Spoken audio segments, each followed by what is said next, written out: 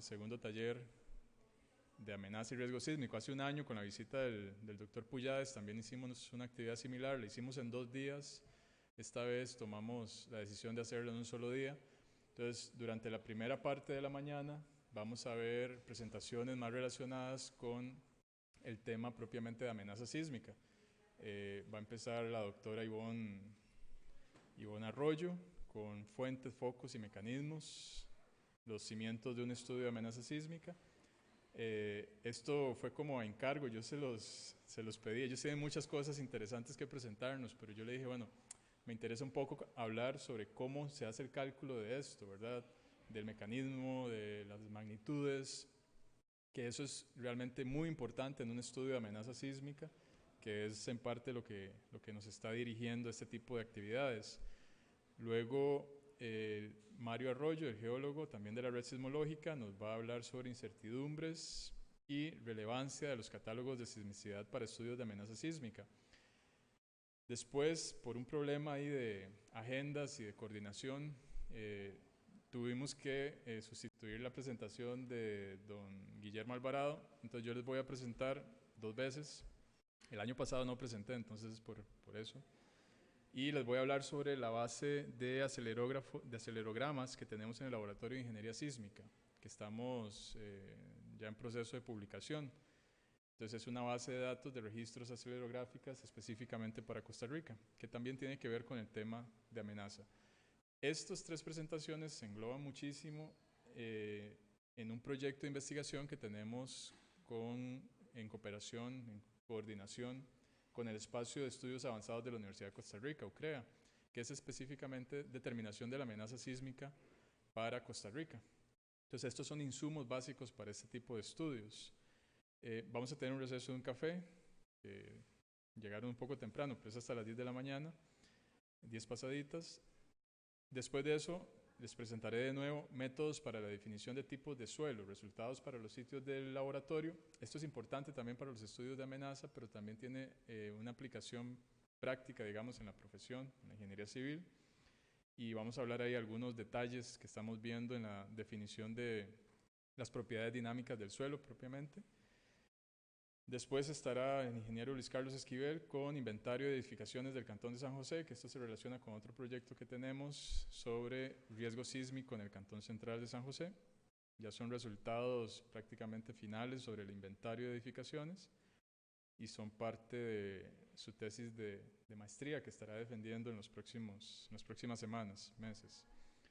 Y por último, el profesor Luis Puyades nos hará una serie de presentaciones cortas sobre diferentes métodos y técnicas para el estudio de riesgo, instrumentación de vibraciones en edificios y temas relacionados con investigaciones que están llevando en la Universidad Politécnica de Cataluña, en el grupo de investigación que él dirige. Y con eso cerraríamos. Vamos a empezar de una vez con Ivonne. Muchas gracias por acompañarnos y espero que sea de provecho para todos.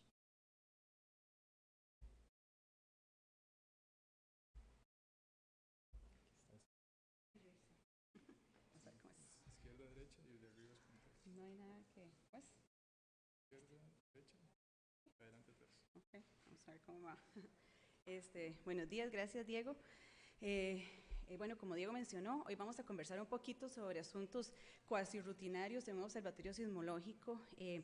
Yo soy parte de la Red Sismológica Nacional, como mencionó Diego. Este es un convenio de cooperación científica y técnica entre la UCR y el ICE. Entonces hoy vamos a conversar sobre qué origina los temblores, cómo determinamos el foco, o sea, el hipocentro de un temblor, y para qué y qué son los mecanismos focales. Bueno, pues los sismos son un fenómeno bastante común en algunas zonas del planeta, especialmente en las zonas de subducción. Como todos probablemente sabemos, Costa Rica está ubicado en una zona de subducción, entonces nuestra sismicidad es súper alta. En las zonas de subducción, una placa se subduce o se hunde debajo de la otra, y esto genera diferentes tipos de sismicidad a diferentes profundidades. Tenemos los sismos que se producen en el contacto entre las placas que genera fricción, son los sismos más grandes, son los sismos de mayor magnitud. en el planeta y en Costa Rica también, casi. Bueno, además, ay Dios, perdón, se generan sismos a diferentes profundidades. Tenemos los sismos profundos de más de 50, 70 kilómetros de profundidad, conocidos como la zona de Guadati-Benioff, que se generan por una serie de procesos físicos y químicos. Además, el proceso de subducción genera fallamiento tanto en la placa superior como en la placa inferior, que también generan una alta sismicidad. Entonces, como decimos, Costa Rica es prácticamente un paraíso sismológico porque tenemos muchísimos rasgos tectónicos y fuentes de sismicidad. Como mencionaba, Costa Rica es una zona de subducción, y no solo una zona de subducción, sino que aquí convergen 4 placas tectónicas. Tenemos la placa del Coco, que se subduce bajo la placa Caribe y la microplaca de Panamá. La microplaca de Panamá se cree que su límite occidental es justamente un cinturón de fallamiento difuso que atraviesa el centro del país. Además tenemos la placa Nazca, que limita con la placa del Coco a lo largo de la zona de fractura de Panamá, que aquí le vemos solo un pedacito, pero es una falla transformante enorme. La convergencia de la placa del Coco, la microplaca de Panamá y la placa Nazca forman un punto triple al sur de Punta Borica, y la sismicidad que genera la interacción de estos 4 rasgos tectónicos es muy alta, es impresionante. Por ejemplo, desde 1821 hemos tenido, desde nuestra independencia, por poner una fecha, hemos tenido 68 terremotos, 20 de ellos con una magnitud superior a 7, o sea, es un promedio muy sencillo, uno cada 10 años. Ha habido 456 víctimas, la mayoría de ellos durante el terremoto de Cartago en 1910. En este mapa vemos la sismicidad de los sismos de nuestro catálogo desde el año 79, con una magnitud superior a 5.5, y además los sismos destructivos en verde, que los vemos por casi todo el país. Como promedio del catálogo, de la parte más reciente del catálogo, podemos decir que en general registramos unos 9 sismos por día. La población reporta unos 18 sismos sentidos por mes. Esos son promedios, ¿verdad? Habrá días y meses en los que estos números varían. Y tenemos en general 12 sismos de magnitudes entre 5 y 5.9 por año, y por lo menos un sismo de magnitud 6 al año. Los últimos sismos significativos en nuestro país se muestran aquí. Tenemos el sismo de Capellades del año 2016, que fue por un fallamiento en la placa superior. Tenemos el sismo de Jacó del 2017 y de Golfito del 2018, ambos generados en la zona sismogénica entre las 2 placas. Y además, muy interesante, la secuencia de Canoas, que fue generada una falla en la placa superior, en la microplaca de Panamá, y la secuencia de Armuelles, que fue generada en una falla en la placa del Coco, en la placa que se subduce. Muy bien, entonces, para localizar un sismo, ¿qué necesitamos? Primero necesitamos obviamente estaciones sismológicas y las ondas sísmicas. Vamos a ver un corto video, espero. ¿Cómo lo? Clic, ok. Es que en mi versión es diferente. ¿Cómo será?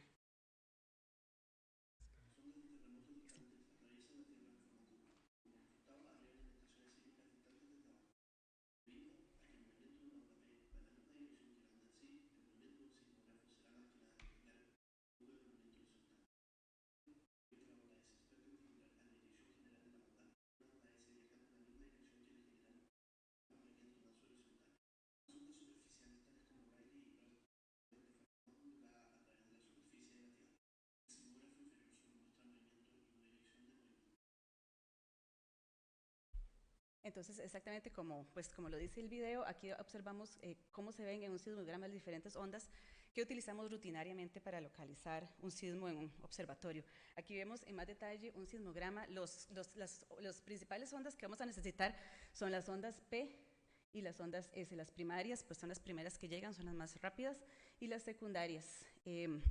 Después tenemos las ondas superficiales, pero como les digo, para localizar un sismo nos vamos a concentrar en las ondas P y en las ondas S. Este es un método muy intuitivo y sencillo, lo más básico para localizar un sismo. Necesitamos por lo menos 3 estaciones y tendremos que determinar el arribo de la onda P y el arribo de la onda S en los 3 sismogramas de las 3 estaciones. Con la diferencia de tiempo de arribo de S menos P, utilizamos gráficos preexistentes de tiempos de viaje, donde podemos determinar cuál fue la distancia, a qué distancia desde cada estación sucedió el sismo. Como no sabemos en qué dirección viene el sismo en principio, entonces necesitamos trazar un círculo cuyo radio es esa distancia que averiguamos en estos diagramas. Donde los 3 círculos se intersecan, ese es el epicentro, aproximadamente el epicentro del sismo. Esto, por supuesto, no lo podemos hacer, es decir, no lo necesitamos hacer porque ahora tenemos muchísimas estaciones y muchísimos programas, programas de cómputo diferentes con diferentes algoritmos y diferentes modelos que nos permiten localizar sismos con bastante calidad, inclusive rutinariamente. Una cosa que a mí me gusta mucho comentar es que la localización de sismos es una cosa rutinaria en un observatorio, pero no es para nada trivial. Intervienen muchísimos factores en la localización de un sismo y lo único que sabemos es dónde están nuestras estaciones y a qué hora llegaron la onda P y la onda S a esas estaciones. No conocemos en qué momento comenzó el sismo, ni tampoco, mucho menos, dónde fue, a qué profundidad. Esto tenemos que calcularlo. Para esto necesitamos, entre otras cosas, además de las estaciones, un modelo de velocidades que se llama, o sea, conocer a qué velocidad se transmiten, se propagan las ondas sísmicas en profundidad. Eso lo necesitamos tener de antemano y se puede obtener con diferentes técnicas geofísicas, o simplemente lo tenemos que asumir si no conocemos una región, no hay estudios previos. Entonces, esto es más o menos lo que hacemos todos los días en el observatorio, en la red. Esto es un ejemplo del sismo de Canoas de magnitud 6 del año pasado, a una profundidad de 26 kilómetros. En la red sismológica utilizamos el paquete de software SEISAN, que es de la Universidad de Bergen, en Noruega. Lo utilizamos hace años y aunque los gráficos no son lindísimos, como pueden ver, es un programa muy práctico, muy sencillo, muy intuitivo y que nos permite hacer nuestras tareas rutinarias de manera eficiente. Aquí vemos cada una de estas líneas, cada una es un sismograma de una estación. Esta es la estación, por ejemplo, la estación Canoas, la estación de Ciudad Neily, una estación panameña en el volcán Barú, la estación de Golfito, etcétera, etcétera, etcétera. El sismo fue registrado inclusive en estaciones en Nicaragua y estaciones en el centro de Panamá. Con todo esto, entonces, el analista tiene que localizar la onda P, o sea, y marcar el arribo de la onda P y de la onda S. Eso, el programa, el algoritmo lo utiliza junto con el modelo de velocidades para tratar de trazar, o sea, de trazar el camino teorético de los rayos, de manera que logremos unos arribos teóricos que sean lo más similar posible a lo que marcamos. Entonces, en rojo son los arribos que el analista marcó, en azul son los que el programa calculó.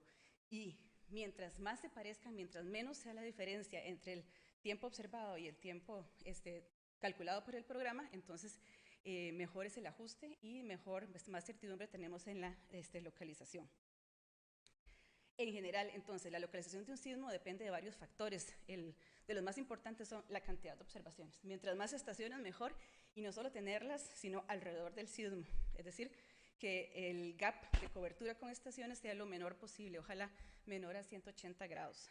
Otra cosa muy importante que es de desear es tener una estación muy cercana al hipocentro, alrededor de la misma distancia, más o menos. Si el sismo ocurrió a 20 kilómetros de profundidad, ojalá haya una estación a unos 20-30 kilómetros de distancia del epicentro o del hipocentro. Y por supuesto, ahora saber picar, saber reconocer las fases P y S, tener las coordenadas exactas, lo más exacto posibles. Bueno, si ustedes se pueden sorprender de los errores que se encuentra uno en medición de coordenadas de estaciones, o que el GPS de cada estación deje de funcionar correctamente. Todos estos parámetros hay que estarlos constantemente revisando, y un buen modelo de velocidades.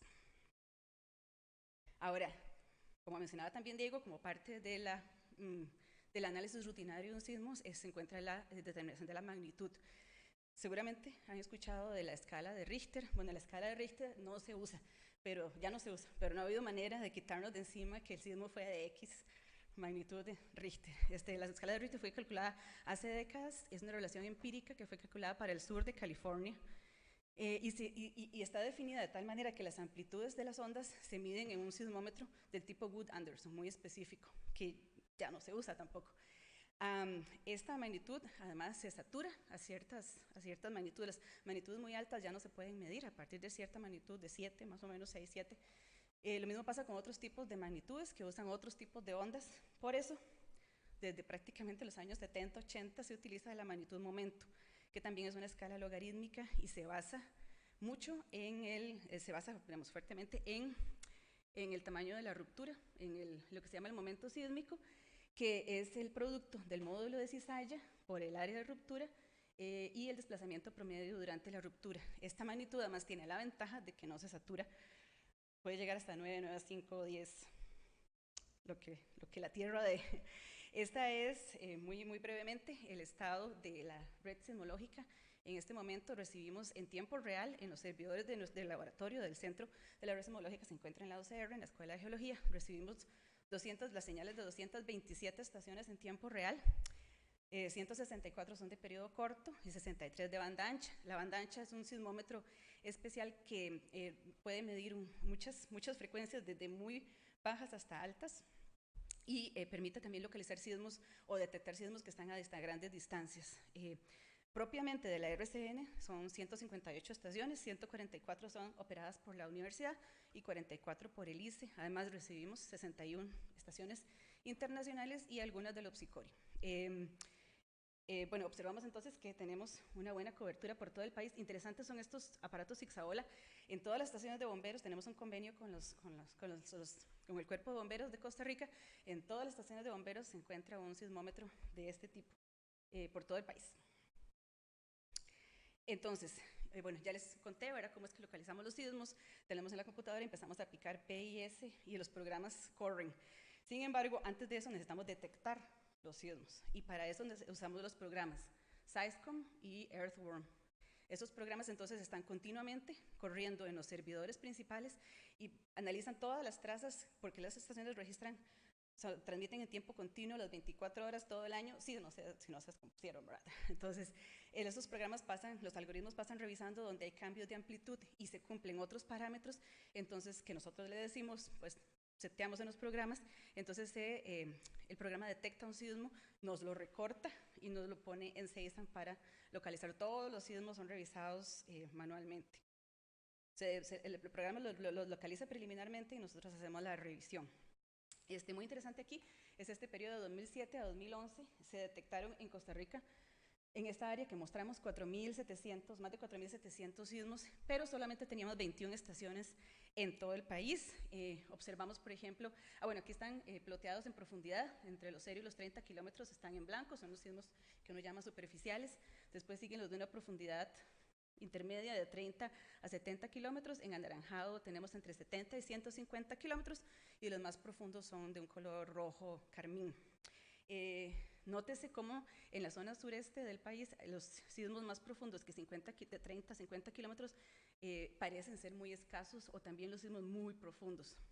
Sin embargo, entre el 2011 y el 2015 sucedieron varias cosas. Aumentamos el número de estaciones y además las estaciones del ICE comenzaron a transmitir en vivo al laboratorio, porque antes nos llegaban después las formas de onda del ICE y entonces había que añadirlas, pero lo mismo que para localizar un sismo, mientras más estaciones haya llegando al mismo tiempo, más sismos vamos a detectar y con magnitudes todavía menores. Entonces, es impresionante cómo con este aumento de estaciones, al final de ese periodo teníamos 118 estaciones, casi que se dobló el número de sismos detectados. Entonces, ahora observamos que así hay una sismicidad de hasta 70 kilómetros bajo la zona sureste de Costa Rica, entre otras cosas, y además hay una gran cantidad de sismos profundos. Los sismos más profundos de Costa Rica alcanzan los 220 kilómetros en este sector.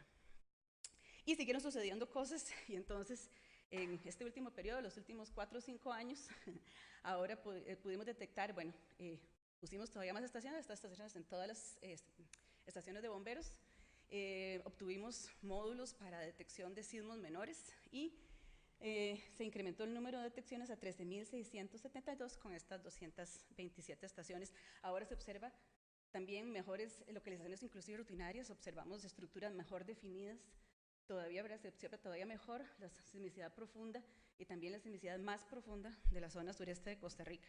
Eso nos permite conocer mejor, por supuesto, las fuentes de los sismos. Ahora vamos a conversar sobre los mecanismos focales, que no es un tema muy fácil, pienso yo. Lo primero que tenemos que saber es que los mecanismos focales lo que intentan decirnos es cómo fue la ruptura, cómo fue el plano de falla que generó un sismo. Generalmente se calculan para magnitudes de 4, 4,5 o más, pero se pueden calcular para cualquier magnitud siempre que uno tenga lo que se necesita, ¿verdad?, para obtener un mecanismo de buena calidad. Los mecanismos focales se hacen en una proyección estereográfica, entonces tenemos una esfera, utilizamos el hemisferio inferior de esa esfera y allí vamos a meter ese plano, vamos a representarlo dentro de esa esfera, ese es el plano de falla, y lo que vamos a observar siempre es una vista superior del hemisferio inferior de esa proyección estereográfica.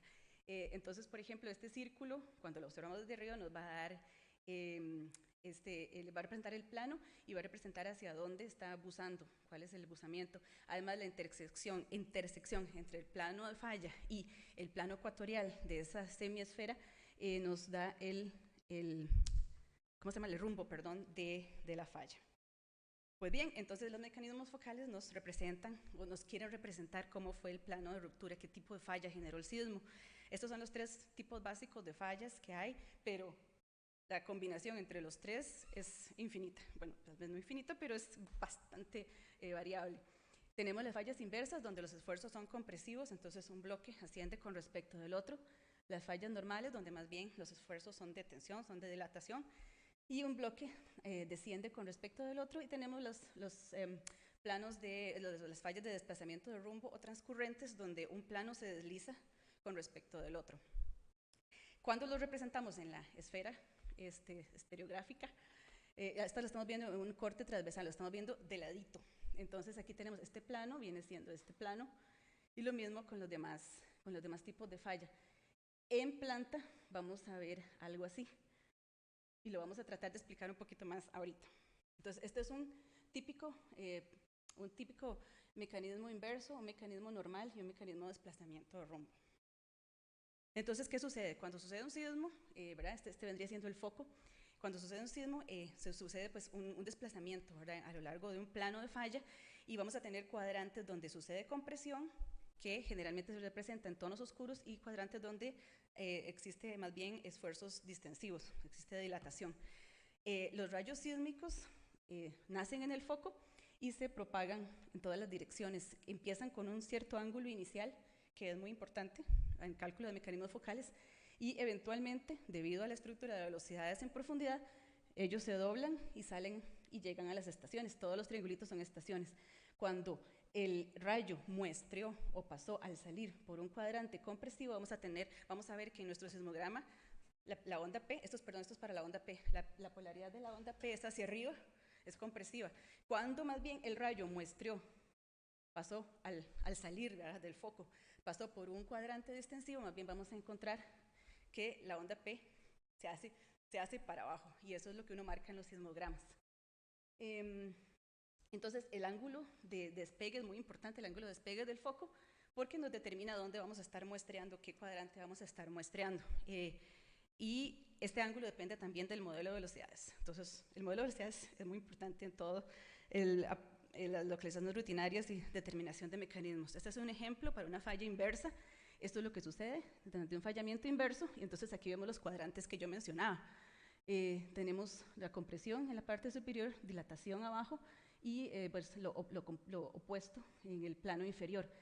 Y esto, bueno, los mecanismos focales son ambiguos. Tenemos una limitante de los mecanismos focales, es que no sabemos cuál fue. Tenemos el plano en el que sucedió la falla, que en este momento sí sabemos cuál es, porque pues, es un ejemplo, pero normalmente también este mismo patrón, estos cuadrantes compresivos y de dilatación pudieron haber ocurrido también en este plano conjugado, es un plano ortogonal. Entonces, este mecanismo, cuando yo lo calculo, puede haber sido este plano o puede haber sido este plano el que generó el sismo. ¿Y cómo discriminamos?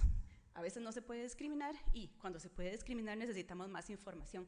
Necesitamos saber, por ejemplo, si ya existen fallas previamente reconocidas, o si sucedió, por ejemplo, en el plano de interplacas, entre las dos placas, pues ya tenemos, normalmente ya sabemos cuál es el rumbo, cuál es el buzamiento, podemos escoger el plano, o también ahora vamos a ver unos ejemplos, espero que haya tiempo, con las réplicas también se puede discriminar cuál fue el plano. Aquí tenemos los mismos ejemplos para fallas normales y fallas de desplazamiento de rumbo. Y esto es lo que vemos también en CEISAN. En CEISAN incluye el programa FOCMEC, que es ampliamente usado, y es el que usamos rutinariamente para calcular mecanismos focales. Aquí es lo que les contaba. Este es el ejemplo, un ejemplo de algunas trazas del terremoto de Armuelles de junio del 2019. Vemos las ondas compresivas, por ejemplo, en Canoas, en Limones, que es una estación en Panamá. Vemos también ondas compresivas. En cambio, esta es otra estación panameña que se me olvidó cómo se llama la ciudad donde está. Ahí ya, más bien, pasaron por el campo de dilataciones. Con este montón, mientras más polaridad mejor, mientras más rodeando el sismo estén mejor, entonces se inicia una búsqueda de los planos que me permitan separar completamente todos los cuadrantes compresivos de todos los cuadrantes distensivos. Eso lo hace un programa, ¿verdad? Uno puede poner la búsqueda cada 2 grados, cada 5 grados. Generalmente se obtienen varias soluciones. Lo ideal es que todas las soluciones sean similares, como este ejemplo tan bonito del sismo de Capellades. Este es el sismo principal de Capellades y observamos en rojo todas las compresiones y en azul todas las dilataciones y cómo los planos separan esos cuadrantes. Entonces, pues no fue difícil definir cuál falla era. Esta es como se llama la jerga de mecanismos focales, que ya lo vimos, el rumbo, el buzamiento, y además está el ángulo de raque. El ángulo de raque termina de definir qué tipo de mecanismo tenemos, y es la dirección hacia donde se mueve el bloque superior durante la ruptura, medido desde el rumbo. Es este ángulo de aquí. Muy bien, ahora ejemplos. Pues bien, ¿cómo definimos una falla? ¿Cómo sabemos dónde hay una falla? Los geólogos o los geofísicos. Eso, a veces las fallas nos encuentran a nosotros, simplemente hay que salir al campo y se observan. Esos son ejemplos hermosos de fallas normales, donde no hay nada que pensar. Bueno, sí, hay que medir el rumbo, hay que encontrar el plano, etc. Otra manera es con mapeo geológico. Uno va al campo y se encuentra todo tipo de cosas y tiene pues que interpretarlas, a veces son fallas. También puede usar sensores remotos, y entonces en un área ya se encuentran patrones geomorfológicos, indicios, hay pistas que lo hacen a uno sospechar de que por ahí puede pasar una falla. Por ejemplo, esto de aquí, con solo ver, uno dice, por ahí puede que pase una falla. Eso no basta, hay que ir al campo, hay que ir a corroborar. Entonces, por ejemplo, también tenemos aquí el paisaje, un neotectólogo tiene el ojo entrenado para encontrar muchos patrones. Una falla, perdón, no lo mencioné, una falla activa se considera la que ha tenido movimiento en los últimos 10.000, 11.000 años. Una falla posiblemente activa, la que ha tenido movimiento en los últimos 1,6 millones de años. Además, se pueden hacer trincheras, eso no es nada, 1,6 millones de años. Se pueden hacer trincheras donde uno cree, son carísimas, ¿verdad? Entonces hay que estar muy seguro de donde uno cree que está la traza de falla para tratar de encontrar el plano. La sismología también nos puede ayudar. Entonces, generalmente los sismos suceden en profundidad y el plano de falla no rompe a la superficie, pero hay ocasiones lindísimas donde eso sí sucede. Por ejemplo, durante el terremoto de Kaikoura, en Nueva Zelanda, en noviembre del 2016, que fue un terremoto de magnitud 7.8 en una falla inversa. También la falla nos encontró a nosotros, no hubo que buscar mucho cuál fue la falla o cuál fue el plano de falla. Esa es la falla, se me olvidó el nombre, porque es un nombre extraño, que Caranga, creo. Este es un ejemplo en Costa Rica. Este es el sismo, la secuencia de Capellades que sucedió entre los volcanes Turrialba e Irazú. Aquí observamos los volcanes y además estas fallas que estaban reconocidas anteriormente con mapeo geológico, con mapeo neotectónico, la falla Blanquito, la falla Ariete y la falla Capellades. Cuando el sismo sucede allí, entonces Capellades, daños, probablemente fue la falla Capellades. Sin embargo, la zona de réplicas se distribuyó en esa franja, una franja noroeste, suroeste, y además pudimos realizar el mecanismo focal del sismo principal y de muchas de esas réplicas gracias a la excelente cobertura con estaciones sismológicas que rodeaban esos sismos. Y observamos también la distribución. Además, en unos informes se había reconocido una traza, un posible alineamiento, tal vez es una falla. Sin embargo, cuando uno observa la geomorfología no se ve nada que salte a la vista, por ahí hay una falla. En este caso la sismología, los sismos nos iluminaron ese pedazo, ese sector de esa falla o esta nueva falla que antes no sabíamos que existía, porque no hubo mapeo, porque el país está lleno de fallas. Se han reconocido por lo menos unas 150 fallas en Costa Rica y debe haber más. Aquí se ve también muy bien cómo los sismos, después de una relocalización cuidadosa, se alinearon también en un plano de falla casi vertical, que estaría representado entonces por este plano del mecanismo focal. Este es otro ejemplo muy bonito de la falla Canoas, que también sucedió en, bueno, fue de magnitud 6 y sucedió en la placa superior. Esta es la posición del techo de la placa del Coco. Entonces también observamos cómo ellos se alinearon hermosamente, se agruparon en un plano casi vertical, correspondiente bastante bien con el mecanismo. Entonces aquí podemos decidir que el plano que ocasionó la ruptura es probablemente este, además del alineamiento tan bonito de sismos. Y esta también es una sismicidad bastante interesante que nos muestra lo que, ¿verdad?, cómo con sismología podemos conocer mejor nuestro medio. Esta es la sismicidad en el área metropolitana del 2018 al 2019. Son sismos muy pequeñitos, de menos de magnitud 4. Tenemos un agrupamiento en Santana, los sismos de Desamparados, algunos sismos en el centro de San José, sismos en Santo Domingo y aquí en Ipis, Coronado, se pudieron localizar con bastante calidad y calcular los mecanismos focales. Aquí tenemos varios, son de desplazamiento de rumbo. Todavía no sabemos cuál de los dos planos es el que originó estos sismos. Sin embargo, tenemos alguna sospecha para el caso de Desamparados San José. Como podemos ver aquí, estos son dos mecanismos calculados para agosto del 2019. Todavía hay más sismos, pero no se presentan aquí solo algunos. Este sismo sucedió cerca de la Iglesia de la Soledad, como a una cuadra, y también tiene un mecanismo focal de ese tipo. Finalmente, en septiembre sucedió este sismo en Santo Domingo de Heredia con el mismo mecanismo focal. Cuando uno los ve todos en un mapa con el mismo mecanismo, no le queda más que sospechar o pensar que tal vez exista una falla que cruza la ciudad de San José y que puede representar, pues, es muy peligrosa para nuestra capital, nuestra área metropolitana. Por último, bueno, esto es muy breve, la zona sismogénica interplacas es la que ya dijimos, es donde sucede fricción entre las dos placas y la que genera los sismos más grandes. Muy brevemente, bueno, aquí está la península de Nicoya, aquí está la península de Osa, y el país se han reconocido 3 segmentos que tienen diferentes características. Tenemos el segmento de Nicoya, el noroeste, donde se cree que el acople entre las placas es mayor que en el resto del país y ha generado sismos históricamente desde hasta 7.6. En el 2012, más recientemente, el Pacífico Central, donde los sismos no han superado una magnitud de 7, también históricamente. Y tenemos la parte sureste del país, donde el sismo de mayor magnitud que conocemos sucedió en 1983 y fue un sismo de magnitud 7.4. Se cree que la presencia de la cordillera del Coco en la zona de subducción genera un acople mayor que en el centro del país. Finalmente, entonces, el mensaje que quería transmitir es que, bueno, en Costa Rica tenemos 4 placas tectónicas que generan una altísima sismicidad de diferentes fuentes. Tenemos por lo menos 150 fallas activas y probablemente hay más, o no las conocemos en su totalidad, como fue el caso de la falla que originó Capelladas. La calidad de localización de un sismo depende del número de estaciones y de qué tan bien rodeado esté el hipocentro con esas estaciones. Lo mismo para los mecanismos focales, que nos tratan de decir son ambiguos, pero nos tratan de decir cuál fue el plano de falla o la falla que originó el sismo. Y los sismos nos permiten iluminar. Los sismos no solo dan miedo, pues pueden ser preocupantes, sino que además nos permiten conocer mejor nuestro planeta, nuestro país. Nos permiten iluminar fuentes que no conocíamos. Y eso sería. Muchas gracias.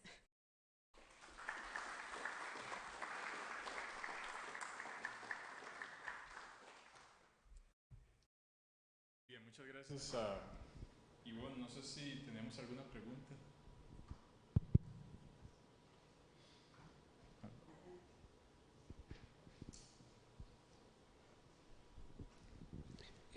¿Usted me podría ahondar un poquito sobre lo que usted mencionó, que para sismos profundos existen procesos químicos que los pueden generar? ¿A qué se refiere con eso? Sí, digamos, es muy extraño, ¿verdad? Porque un sismo es el resultado, ¿verdad?, de una falla frágil, y que hacen sismos a más de 70, 40 kilómetros de profundidad.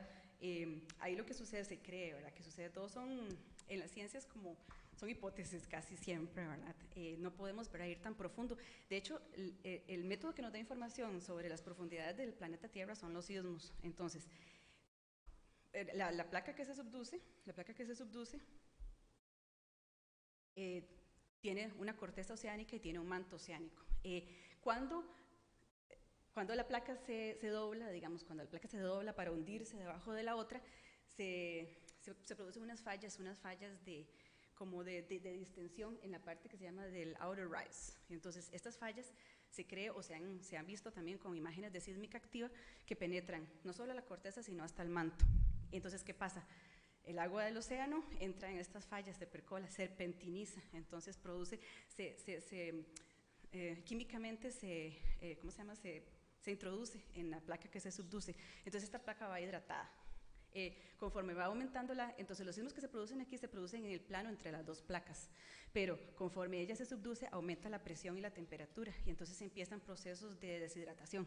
Entonces se cree que primero, hasta una cierta profundidad, se deshidrata la corteza oceánica y conforme avanza la presión y la temperatura se empieza a deshidratar el manto también, la parte superior del manto que había sido hidratado en la parte del outer rise. Y conforme continúan, ¿cómo se llama? Las profundidades, porque pueden llegar hasta 700, 800 kilómetros de profundidad, ya ahí se cree que más bien hay transformaciones de minerales, de un tipo de mineral al otro que producen cambios volumétricos que generan sismicidad.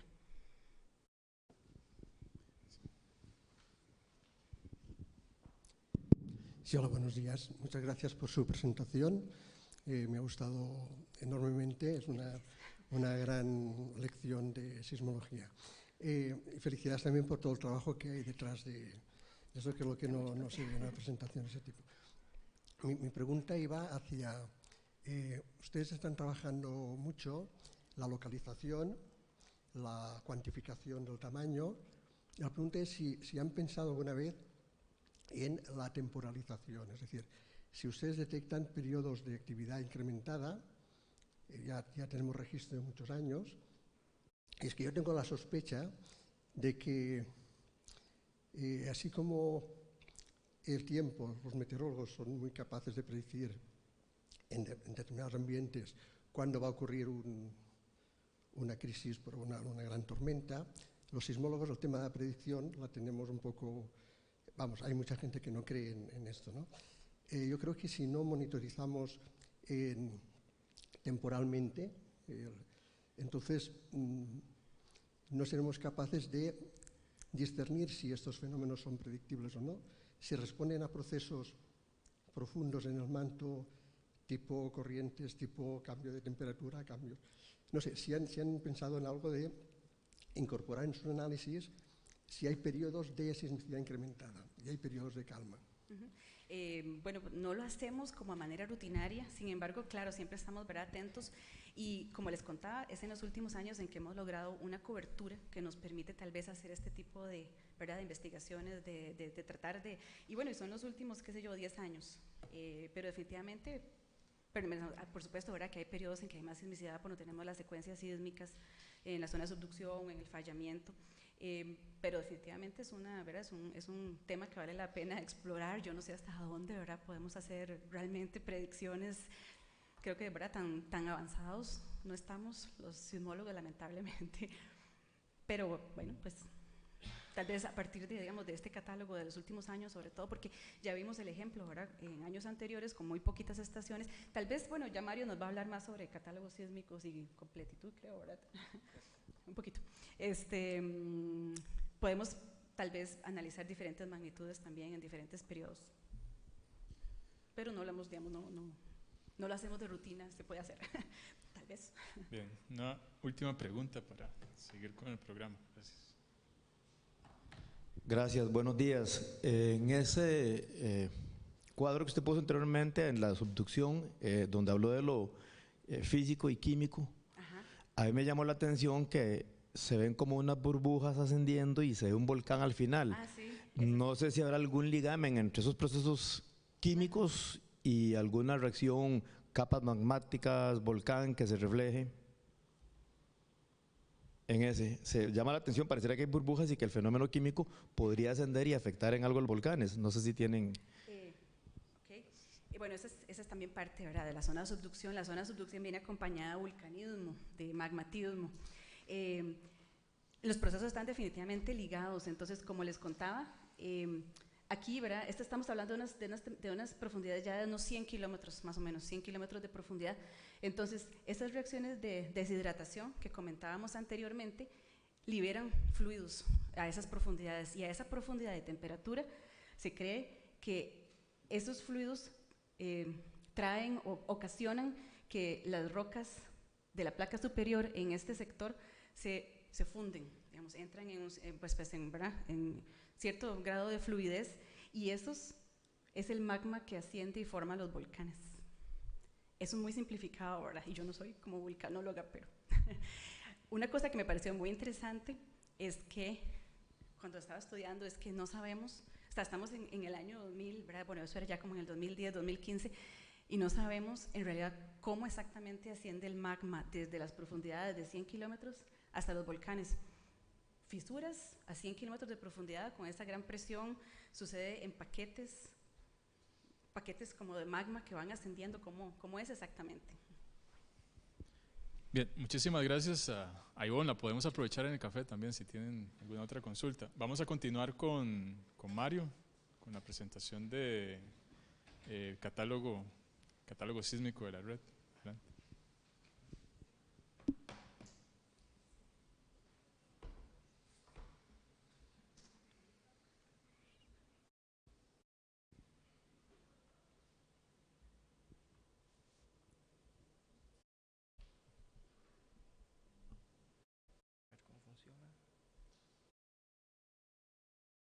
Ok, bueno, buenos días a todos. Primero que todo, bueno, muchas gracias por estar aquí, ¿verdad? Por asistir a este recuento sobre muchos estudios preliminares que son de suma importancia para el cálculo de la amenaza sísmica y después para la evaluación de los riesgos, ¿verdad? Este tema que voy a tratar es muy importante en cuanto a lo que se refiere a la caracterización de las fuentes sismogénicas, que es lo que después se utiliza en los posteriores cálculos sobre amenaza. Entonces, bueno, yo vengo recientemente de defender la tesis en el tema de la caracterización de los parámetros sísmicos, y este tema es básicamente el más duro o el más trabajado en ese proceso. Entonces, bueno, es un trabajo bastante, podría decirse tedioso, pero bastante importante, y un producto muy valioso que queda a nivel país, ¿verdad? Y en cualquier observatorio o institución sismológica.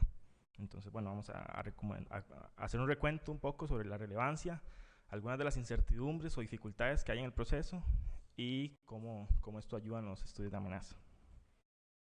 Entonces, bueno, primero, al evaluar un catálogo sísmico, primeramente, esto lo que es un recuento de muchos reportes sísmicos.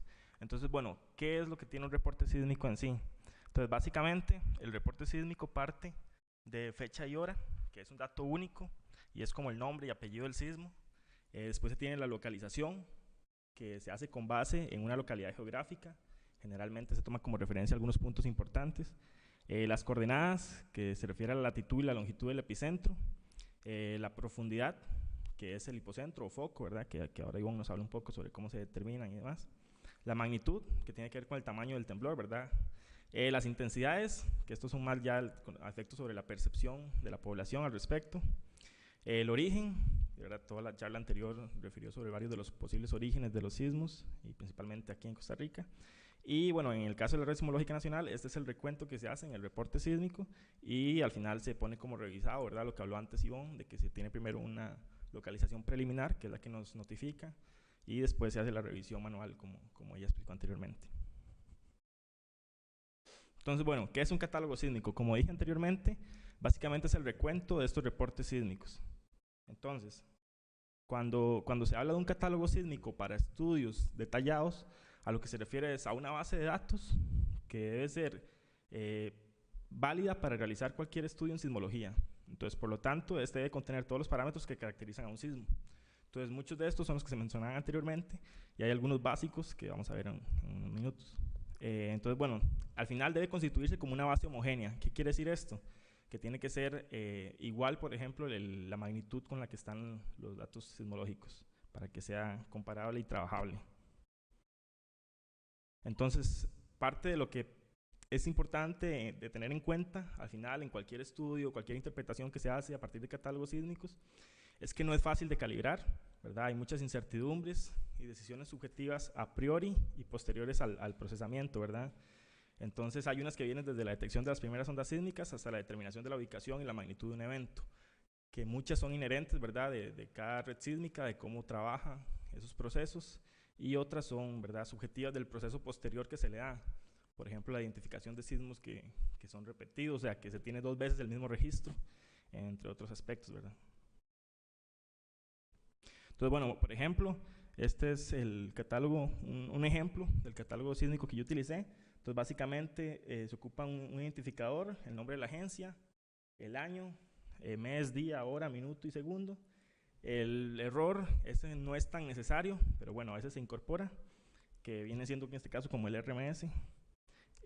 Y también se tienen las coordenadas, ¿verdad? Latitud, longitud, y otras cosas como la profundidad, el error en profundidad, en si se tiene o no, la magnitud y el tipo de magnitud, ¿verdad?, que es importante para la homologación de los datos.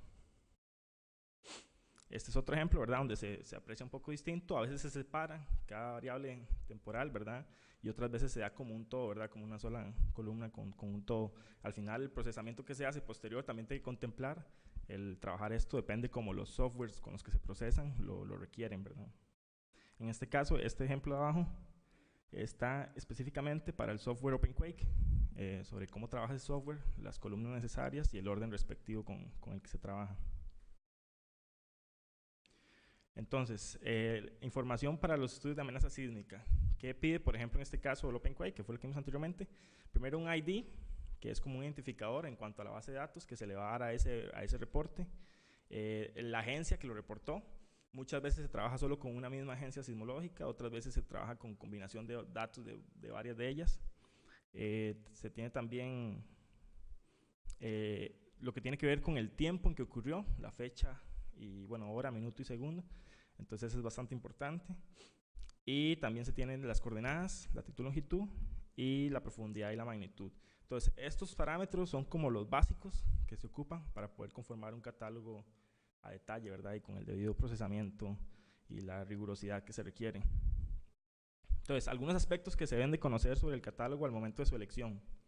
Entonces, primeramente, hay muchas agencias la mayoría de las agencias lo que hacen es calcular localizaciones absolutas. Entonces, esto es una localización absoluta en el espacio, ¿verdad?, que son los que se utilizan para amenaza sísmica, porque, bueno, se ocupa un punto XY en latitud y longitud a nivel mundial, ¿verdad?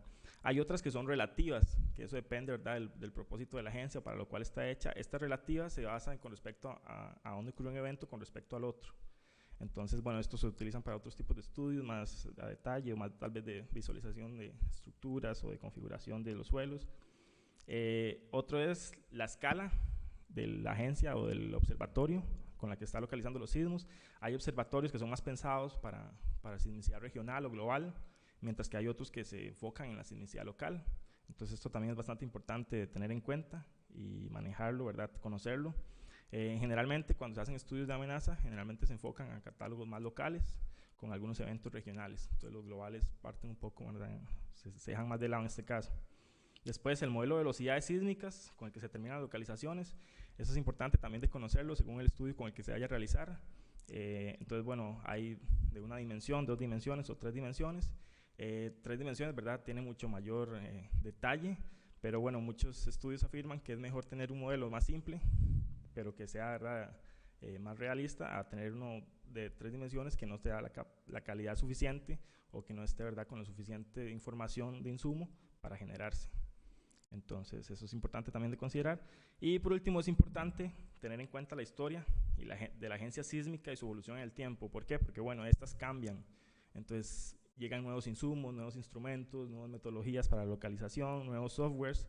Entonces, todo esto influye en la cantidad de registros que se tienen, en cómo se mejora en el tiempo con respecto a lo que se logra capturar de la sismicidad. Y es importante, ¿verdad?, identificar esto, que ahora vamos a ver el proceso más típico con el que se realiza es con el análisis de completitud. Entonces, es parte de los procesamientos que se le dan al catálogo.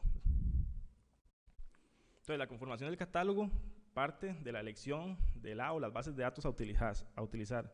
Entonces, estas son algunas de las posibles agencias o redes sísmicas que pueden brindar información o catálogos sísmicos. Hay unas más regionales como el USGS, el International Seismological Center, el GFZ de Potsdam también tiene bastante información regional. Y otras más locales, por ejemplo, las que yo utilicé, son más la local, ¿verdad? Yo utilicé principalmente la Red Sismológica Nacional. Hay otras locales como el OPSICORI y también para las zonas fronterizas, que también tienen relevancia para el país, la Universidad de Panamá y el INETER, que tienen también hay bases de datos importantes que pueden apoyar a caracterizar mejor las fuentes. Entonces, para la conformación del catálogo también se ocupa el recuento de la sismicidad histórica. Entonces, básicamente, esto se determina a partir de intensidades macrosísmicas con base en entrevistas a la población. Por ejemplo, este mapa muestra, ¿verdad?, algunas de las intensidades macrosísmicas para algunos de los eventos en la zona de Bajos del Toro, cerca del volcán Poás, de los años 1888, 1912, 1911. Entonces, eso se hace a partir de entrevistas, principalmente a personas mayores, ¿verdad? Y se hacen un efecto de los recuentos de los daños y la distribución de los mismos. También se evalúa la extensión y magnitud de levantamientos y hundimientos costeros, esto en las zonas, ¿verdad?, costeras, y esto también permite aproximar, según el área donde se aprecian estos efectos, una posible magnitud de los sismos que se pueden recontar como un catálogo histórico. Efectos de tsunamis también, que después se asocian también a posible magnitud de un sismo. También estudios de trincheras o paleosismología pueden evidenciar algunos movimientos, ¿verdad?, muy antiguos. En este caso ya la paleosismología se va un poco más de los recuentos que se tienen actualmente, porque bueno, en Latinoamérica generalmente los registros parten desde la colonia, entonces parten más, ¿verdad?, de los recuentos históricos de la gente, y eso es más o menos a partir del año 1500 que se tienen registros. Por ejemplo, aquí en Costa Rica, el catálogo que yo utilicé, el registro más viejo es de 1522. Entonces, bueno, después se tiene que recontar también la sismicidad instrumental. Esto, bueno, tiene la ventaja que tiene mucha más precisión y hay mayores bases de datos y se tiene, ¿verdad?, un umbral de magnitud más bajo. Se incorporan errores asociados a los tiempos de arribo de las ondas sísmicas, lo que tiene que ver con el RMS que explicó antes Ivonne. Se puede cuantificar también la cobertura de la red sísmica al epicentro, lo que es el gap, y el número de estaciones con el que se tiene la localización. Entonces se pueden poner también, uno se puede poner un poco más riguroso con eso para tener sismos de mayor calidad. Y se tiene una mayor certeza de la ubicación del epicentro en general. Entonces, bueno, eso es algún ejemplo de una estación sismológica, creo que esta es en México, y estos son algunos de los sismógrafos. Estos ya no se usan, estos son como más para ejemplificar los analógicos. Entonces, bueno, en la conformación del catálogo, también algo muy importante es lo que mencionaba al principio, la revisión de sismos repetidos, porque al combinar catálogos de distintas agencias sísmicas, se debe evitar la duplicación de los registros. ¿Por qué? Porque entonces está contando 2 veces un mismo sismo, 2 o más veces, depende de los catálogos que se combinen, y si estos mismos catálogos también tienen el sismo reportado más de una vez. Entonces, incertidumbres o dificultades en la generación del catálogo sísmico básicamente es repasar toda la conformación que acabo de mencionar, pero con respecto a qué dificultades se suelen presentar en este proceso. Entonces, por ejemplo, con respecto a las agencias sísmicas, la principal dificultad es el acceso o proporción de las bases de datos. Entonces, bueno, eso es bastante tedioso. En mi caso, bueno, yo por estar inmerso en la red sismológica tenía un acceso bastante fácil a eso, a los registros de la red, pero por ejemplo cuando tenía que pedir los registros de Nicaragua o de Panamá, esto fue un proceso lento, ¿verdad? La gente no, y uno entiende también, porque no es como que piden los datos y uno los va a soltar así fácil, pero fue un proceso lento, varios meses, y parcialmente, ¿verdad? Los dan también como ahí con cierto recelo. Entonces, bueno, eso es como las principales dificultades que yo puedo encontrar respecto de esto. Después, si únicamente se es receptor de los datos, no se tiene el total conocimiento de la calidad o las limitantes de los registros. Eso es algo importante también. Yo recibo lo que me dan de Panamá, pero yo no sé exactamente, ¿verdad?, con qué tanta calidad o cómo ha variado esa red en el tiempo para poder yo delimitarlo mejor, ¿verdad? Igual con Nicaragua. Entonces, en algunos casos tienen el recuento de qué tipo de magnitud es, en otros nada más lo dan. Y entonces uno tiene que estar después preguntando, bueno, ¿en qué tipo de magnitudes que estaban? Si todos ya están en magnitud momento, que es la que se utiliza ahorita más aceptadamente a nivel mundial. O si están en magnitudes anteriores, que solía mucho pasar. Entonces hay que hacer conversiones al respecto. Entonces, bueno, incertidumbres con respecto a la sismicidad histórica. Primero, la intensidad umbral del evento histórico. Si un evento es muy pequeño, no se va a tener registro, o la población probablemente no va a registrar ese evento porque no fue relevante para la época. Después, la densidad de la población pasada en la zona. Si hubo un evento relativamente grande, pero no había mucha población, puede que no se le haya dado mucha importancia. Entonces, esto es algo también que influye, ¿verdad?, al respecto. La presencia, interés y motivación de los cronólogos en el evento, ¿verdad? Puede ser que haya sido un evento, ¿verdad?, en una zona donde algún periodista estaba estudiando, entonces lo recuenta en su informe y es más fácil buscar en periódicos antiguos al respecto. Y por último, los factores sociales en la época. Entonces hay circunstancias políticas y otros desastres naturales que pueden distraer la atención sobre algunos sismos que pudieron haber sucedido. Entonces estos aspectos son típicos que limitan, ¿verdad?, la capacidad del recuento de sismicidad histórica. De hecho, cuando uno lo ve, cuando uno compara los registros de sismicidad instrumental con la sismicidad histórica, es muy, muy grande la diferencia, porque bueno, se parte de que sismicidad histórica generalmente son sismos grandes, digamos mayores a 5, 6, mientras que en sismicidad instrumental se tiene un umbral más bajo. Y los registros de sismicidad histórica menores de 5 son muy pocos, ¿verdad? Inclusive hay algunos de 3,5, 4 que se han recontado, pero no son los más, ¿verdad? Ahora, en cuanto a la sismicidad instrumental, la geometría y la cobertura de la red sísmica, ¿verdad?, es parte de las incertidumbres. ¿Por qué? Porque como hablaban al principio, esta va cambiando en el tiempo. Entonces, por ejemplo, aquí está el mapa de la red de estaciones, de la Red Sismológica Nacional, en este caso, únicamente estaciones de la RCN. Entonces se ve cómo ha variado, por ejemplo, desde 1985, 1995, 2012 y hasta 2018. Entonces se ve cómo, ¿verdad?, hasta 2018 ya se tiene una cobertura muy, muy buena que permite lo que mencionaba antes Ivonne, tener una mejor localización y visualización de estructuras y poder trabajar con sismicidad, ¿verdad?, más baja para poder ver esto. Entonces eso es un aspecto importante. Después, en algunos momentos puede haber un mal funcionamiento de las estaciones sísmicas. Entonces esto puede ser por diversos motivos en diferentes periodos. Y la forma en cómo se determina la magnitud de los sismos. Lo que mencionaba anteriormente, es importante conocer esto, ya que se tienen que hacer conversiones. Entonces parte de las incertidumbres asociadas a eso es la conversión. La conversión de por sí ya es una aproximación, entonces eso acarrea ya alguna incertidumbre al respecto. Y después, bueno, hay que conocer los cambios en el tiempo y los aspectos anteriores para poder cuantificarlos mejor. Entonces se debe realizar una evaluación exhaustiva previo a cualquier evaluación de amenaza o riesgo sísmico. Esto generalmente se hace con el análisis de completitud, que busca establecer la magnitud mínima de confianza para diferentes periodos de tiempo en la historia de ese catálogo que se está evaluando. Que eso se basa básicamente en la tasa de ocurrencia de sismos, que tiene que ser constante en el tiempo para tener certeza de que se están localizando todos los sismos de esa magnitud. Entonces, otra de la incertidumbre con respecto a los eventos repetidos es que puede haber uno o más registros de un mismo sismo que no se ha identificado. ¿Por qué? Bueno, porque debido al reporte en que las agencias pueden variar en tiempos, entonces digamos, puede haber un mismo sismo que lo reporte una agencia con inclusive hasta, bueno, en mi proceso de revisión de catálogo vi diferencias hasta de 2 minutos. Y eso es bastante, y cuesta identificarlos cuando uno ve esa diferencia, ¿verdad? Entonces también en cuanto a magnitud, eso es, bueno, es más común que haya esa diferencia, pero también a veces es bastante grande la diferencia, entonces uno tampoco está tan seguro de que sea el mismo sismo. Con la profundidad, bueno, que eso es bastante, hay más incerteza con respecto a eso, pero también a veces hay mucha diferencia. Y inclusive hay diferencias en cuanto a la ubicación. Entonces, bueno, esto depende, ¿verdad?, de la calidad de cada red sísmica. Y entonces esto le mete a un proceso de incertidumbre bastante alta a uno al momento de hacer esa revisión del catálogo. Y eso ya parte de la escogencia subjetiva, que es una de las incertidumbres sumadas al proceso. Entonces, bueno, este es un ejemplo de magnitudes que reportan diferentes redes sísmicas para un evento. Por ejemplo, el Psicori una magnitud 6, la Universidad de Panamá 5,5, el LI 5,7, la red sismológica 5,6 y el USG 5,6. Entonces son diferentes magnitudes y un poquito cambiantes las ubicaciones entre cada red.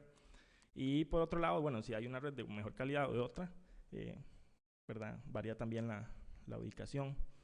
Y cuando uno trabaja hacia tiempos más, ¿verdad?, más antiguos, en los 70s, 80s, es más difícil, ¿verdad?, cuantificar cuál es la que tiene la mejor solución o la que sería mejor para el propósito del estudio. Entonces, la relevancia de trabajar todo esto, ¿verdad?, todo el proceso anterior, es que la conformación de un catálogo sísmico robusto es uno de los productos más importantes que las redes sísmicas proporcionan a la comunidad científica y a la sociedad, y es la base para entender la productividad sísmica de las fuentes. Y por ende, con base en esto se determina la ley de recurrencia. y los parámetros sísmicos necesarios para los estudios de amenaza sísmica. Los parámetros sísmicos básicamente siguen la ley de Gutenberg-Richter, que lo que se tiene es la tasa de eventos y la pendiente de la curva, ¿verdad? Entonces está la intersección con el eje Y y está la pendiente. Entonces el valor de A hace referencia a la tasa de eventos que ocurren, y el valor de B más o menos a las condiciones de estrés en la zona y la relación entre sismos grandes y pequeños. Entonces, bueno, esa es la importancia de poder cuantificar eso, porque eso después se utiliza en la incorporación de los estudios de amenaza sísmica. Y también permite un buen catálogo, permite tener las máximas magnitudes en diferentes fuentes y permite una mejor aproximación de la posible máxima magnitud inferida para las mismas. Entonces, bueno, ahora les voy a mencionar un poco sobre el ejemplo de preparación del catálogo, algunos procesos básicos, ¿verdad? Muy resumido sobre lo que yo trabajé. Entonces, bueno, este al final es el catálogo que se generó. Fueron 79,000 sismos, un poco más.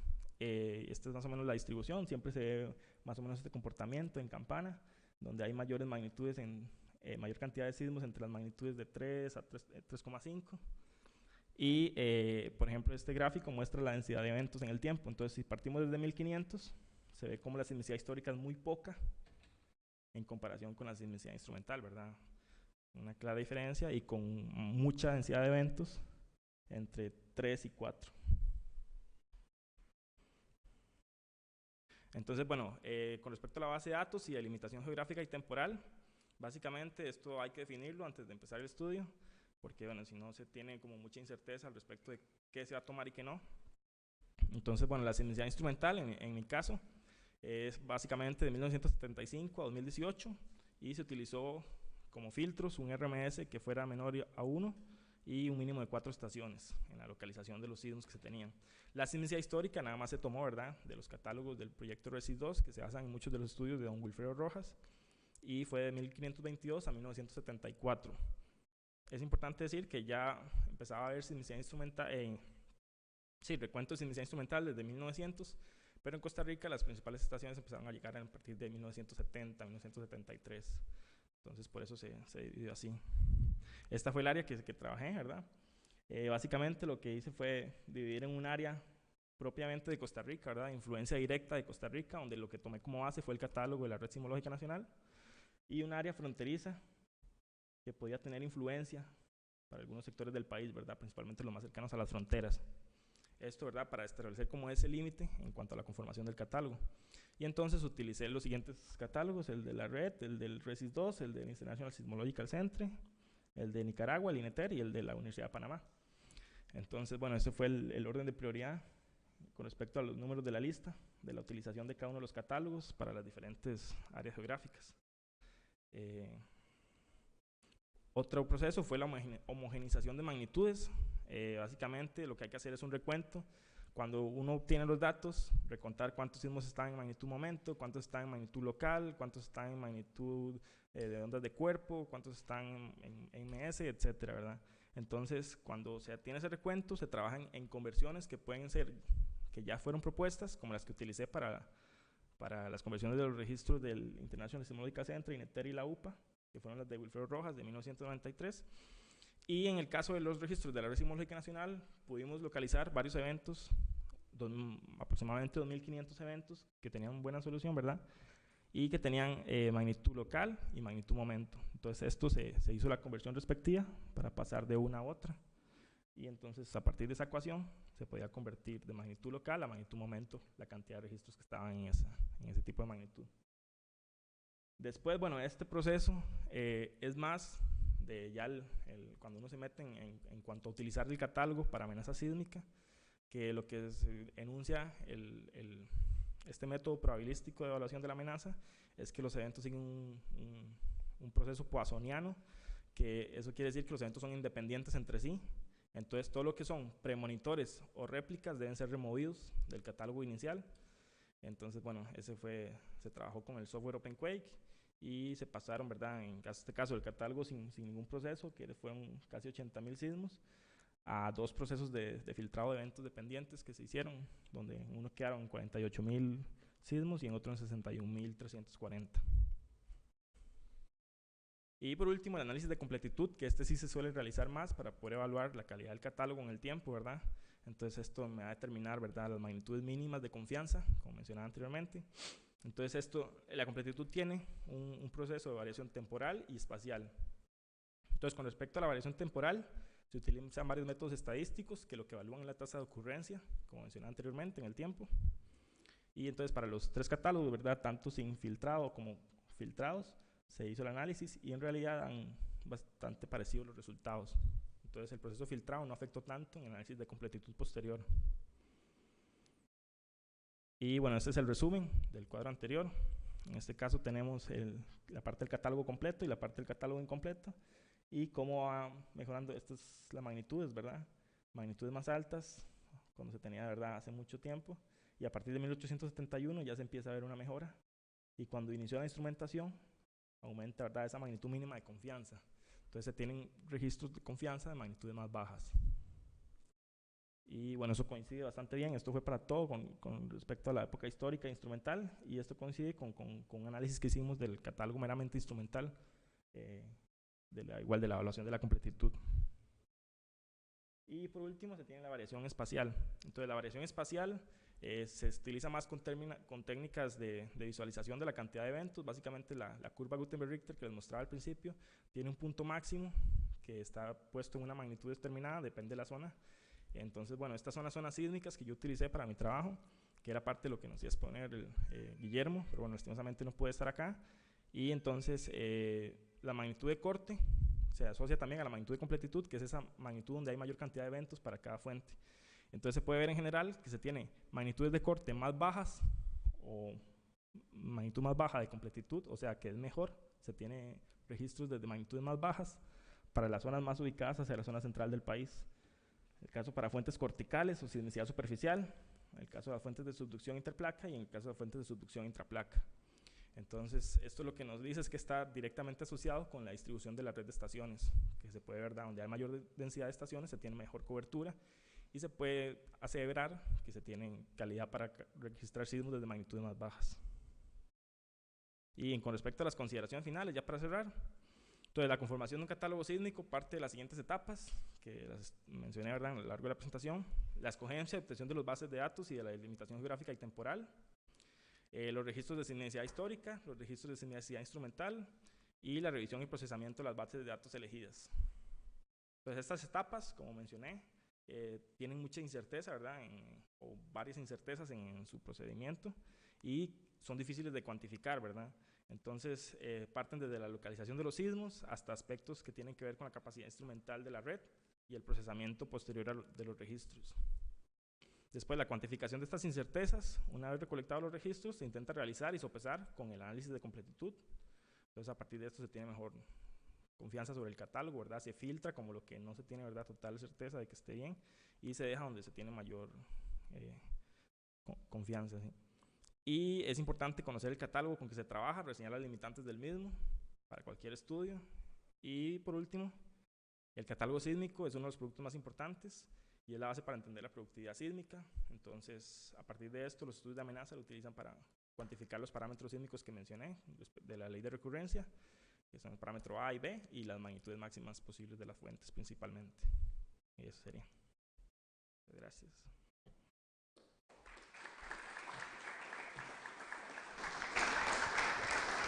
Bien, muchas gracias a Mario. ¿Alguna pregunta?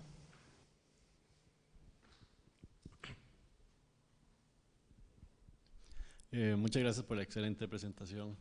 Yo tengo una pregunta con respecto a los datos que existen en una estación. Se tiene, digamos, primero estoy suponiendo que esto es todo campo libre o hay estaciones que realmente no tienen influencia de otros parámetros, edificaciones, por ejemplo. Y lo segundo es, ¿se tiene información del suelo que está debajo de cada estación? Sí, bueno, con respecto a las estaciones, hay algunas que sí están, ¿verdad?, como nada más, por ejemplo, creo que las de estación de bomberos, que están como nada más como resguardadas, pero están superficialmente. Hay otras que se entierran para tratar de quitar un poco este ruido o esta bulla que pueden generar, por ejemplo, paso de vehículos o en general del ambiente. Y entonces, bueno, con base en eso, básicamente es, ¿verdad?, parte de lo que se trata de filtrar. No se tiene un recuento específico de los suelos, por lo menos en la red, ¿no? O no que yo sepa. Ajá. Entonces está en proceso, ¿verdad? Proyectos para cuantificar los suelos en cada una de las estaciones para poder determinar mejor, ¿verdad? Esas posibles amplificaciones, que es tal vez por donde se va. Y creo que eso era otra cosa. Bien, ¿alguna otra pregunta?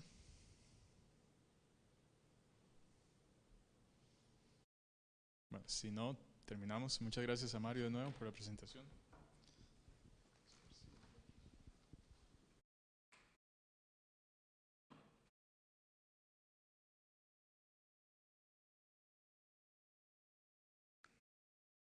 Cambio aquí.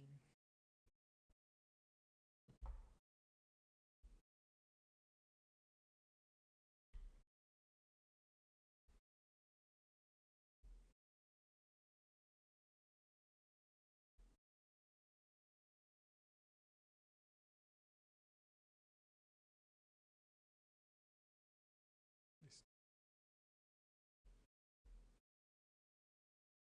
Bien, entonces les voy a presentar en esta primera presentación, valga la redundancia,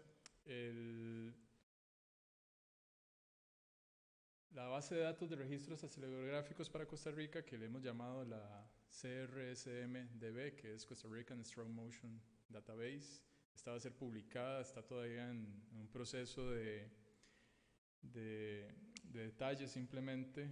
Sin embargo, ya los resultados son bastante finales. Esta base de datos, a diferencia de la base de datos que acaba de presentar los compañeros de la red sismológica, es de movimiento fuerte. Es decir, son basados en otro tipo de instrumento, en acelerómetros, no en sismómetros. Esto tiene un carácter más ingenieril, no tanto geológico o geofísico. Entonces, nuestros sistemas han ido evolucionando en el tiempo, al igual que los de la red sismológica. Aquí en la fotografía de la izquierda pueden ver cómo eran los equipos en los años 80, con un rollo fotográfico inclusive, que tenían un disparador y un haz de luz, era el que dibujaba la traza. Y en la derecha pueden ver los equipos un poco más modernos, digitales, que ya son sensores que funcionan por diferencias de voltaje.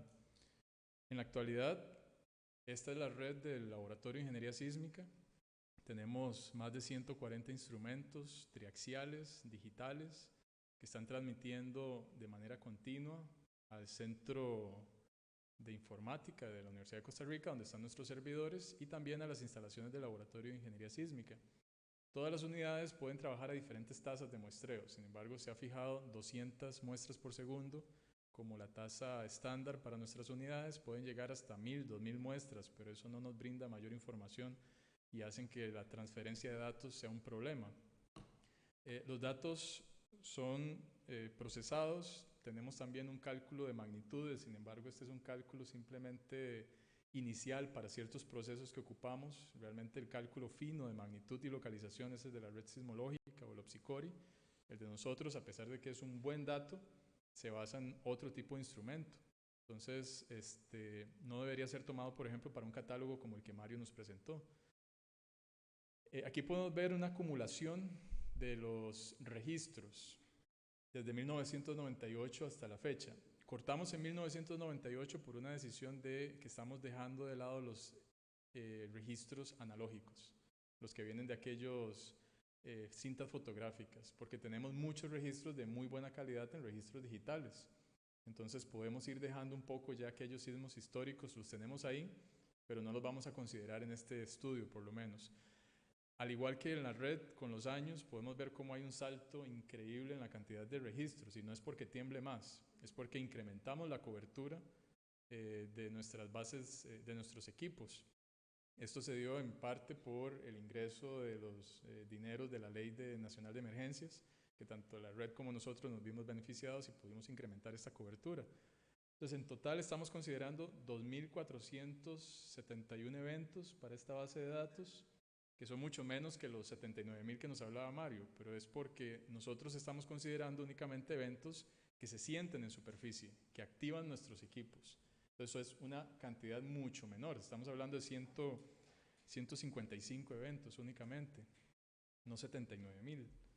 En general, la red tiene este perfil de suelos, que en la siguiente presentación les voy a hablar de cómo calculamos estos perfiles de suelos. Acomodados de acuerdo a la clasificación del Código Sísmico de Costa Rica, S1, que es roca, S2, que es un suelo rígido, S3, un suelo blando, y S4, un suelo muy blando. La gran mayoría de las estaciones están en un suelo S3, que es como lo que todos tenemos percepción, que es lo que predomina en el país. Sin embargo, hay una gran cantidad de estaciones también en suelo S2, un porcentaje importante en S1 y un número importante en S4, que ese es un detalle que vamos a ahondar en la siguiente presentación. Muchas veces nos dicen que el suelo S4 prácticamente no se da, y vamos a ver que puede ser más frecuente de lo que deseamos o esperamos. Entonces, aquí hay un recuadro en la parte izquierda de la ciudad de San José, y veamos que hay una mezcla realmente de suelos. Podemos llegar a tener suelos tipo roca, por ejemplo aquí esta estación en el oeste de la ciudad, o suelos S2, S3 que están distribuidos sin ningún orden específico. No es tan sencillo generar un mapa y decirle a las personas, sin hacer estudios de suelos, su suelo es S3. Eso no es posible, no es así de fácil. Y bueno, tenemos distribuciones de suelos muy blandos por todo el país, que no se nota mucho aquí en la proyección, pero son los rojos, son los S4. Pero sí los tenemos presentes en casi todo el territorio. Pues esa es la composición básicamente de la red del laboratorio. Ya propiamente en la base, recuerden que la base de nosotros se compone de este tipo de señales, de aceleración. Aquí lo que vamos a medir es un parámetro que se correlaciona entonces con fuerza, que es lo que nos interesa al final para el diseño y evaluación de infraestructura. Entonces, estas son las distribuciones de epicentros de nuestra base de datos. Se ve mucho más pobre que la de Mario, pero bueno, estamos bastante orgullosos de esta cantidad de eventos. Tenemos 2.471 registros, no eventos. Eventos es mucho menor, ¿verdad? Tenemos 155 eventos únicamente. Pero son eventos importantes. Ven que aquí la magnitud, a pesar de que empezamos por aquí con magnitudes pequeñitas, en el orden de 3,9, que son los puntitos celestes, en realidad lo que predomina son sismos en el rango de 4 o 5 o un poco superior, que son los que van a activar una gran cantidad de estaciones, y por ende vamos a tener entonces registros en superficie de estos sismos. Se emplean filtros, que estos ya hacen el procesamiento de la señal propiamente.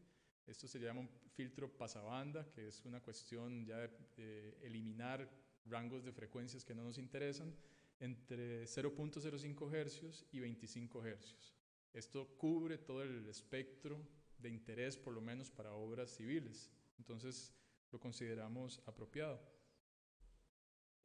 Aquí está una distribución de momento magnitud con distancia hipocentral. Entonces aquí tenemos los más chiquititos, si están con una cobertura bastante buena, entonces tenemos distancias que van desde 5 kilómetros por acá, y los eventos de mayor magnitud, entonces vamos a tener distancias muchísimo mayores, van a estar registrados a mayor distancia, y esta línea de aquí arriba es el terremoto de Sámara. Sámara fue registrado en 71 estaciones, que son todas estas que están acá. La más cercana, que es este punto, es la biblioteca de Nosara, que estaba a una distancia hipocentral de menos de 30 kilómetros, porque prácticamente estaba sobre la zona de ruptura, pero por la localización del hipocentro se da a menos de 30 kilómetros. Y vemos que esto es típico en este tipo de redes, en este tipo de catálogos. Tenemos una distribución aquí como inclinada hacia la derecha. Nos va a costar mucho tener sismos grandes a baja distancia, porque prácticamente tendrían que ocurrir encima del equipo, y nos va a costar mucho tener sismos pequeños a grandes distancias, porque no los vamos a registrar. Entonces esto es bastante típico de este tipo de catálogos. Otro par de comparativas de los datos, aquí comparado con la PGA horizontal máxima, este-oeste, norte-sur, la máxima de las dos componentes, y aquí la PGA vertical. Entonces vean que en general con la distancia hipocentral hay una línea de corte, que este es el límite inferior que tomamos para esta base de datos, de 2 gales, que son 2 centímetros segundo cuadrado. Eso es muy poquito. Recuerden que la gravedad son 981 gales, entonces esto es un valor casi que imperceptible. Y bueno, esto es muy deseado, tenemos una cobertura bastante buena en general para todo el rango de distancias tenemos eventos, tenemos registros, tanto en horizontal como en vertical. El vertical tiende a ser menor, tenemos aceleraciones menores por el proceso de atenuación propiamente.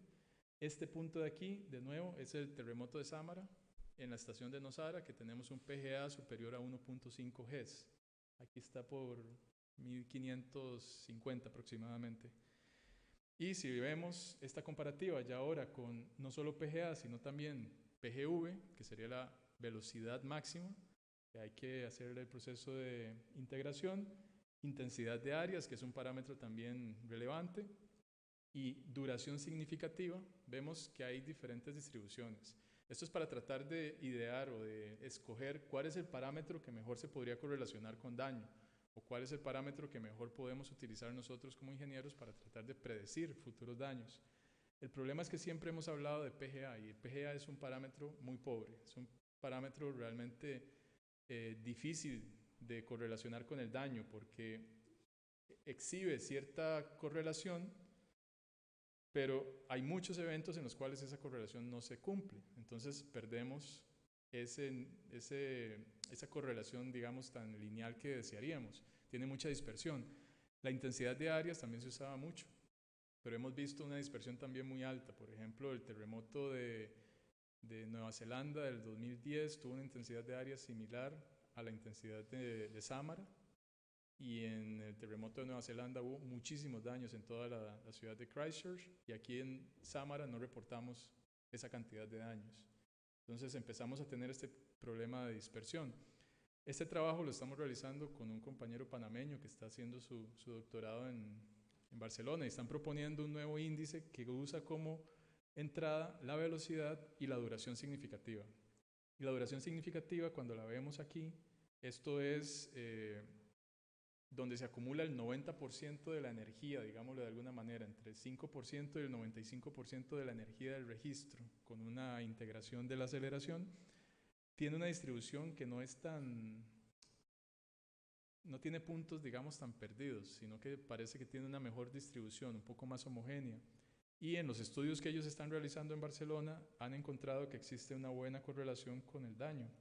Estamos esperando que salga publicado los artículos.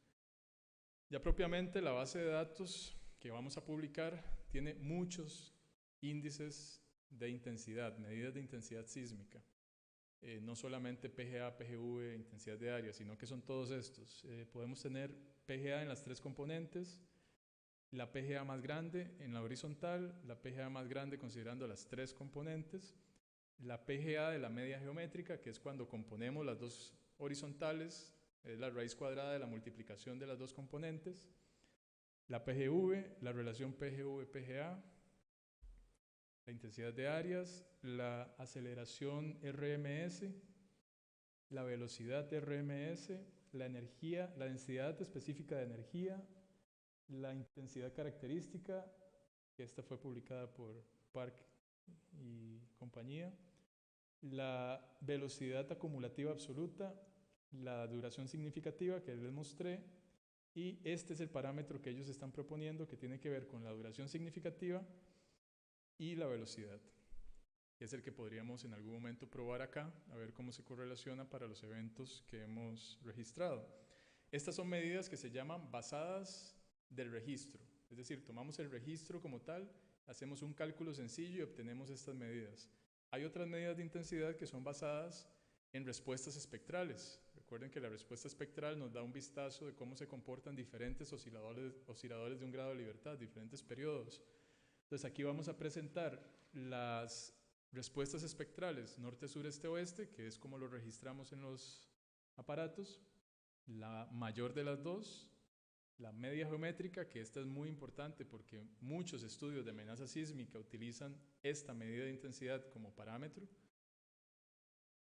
Y estas tres de aquí son medidas que se conocen como medidas independientes de la orientación del equipo.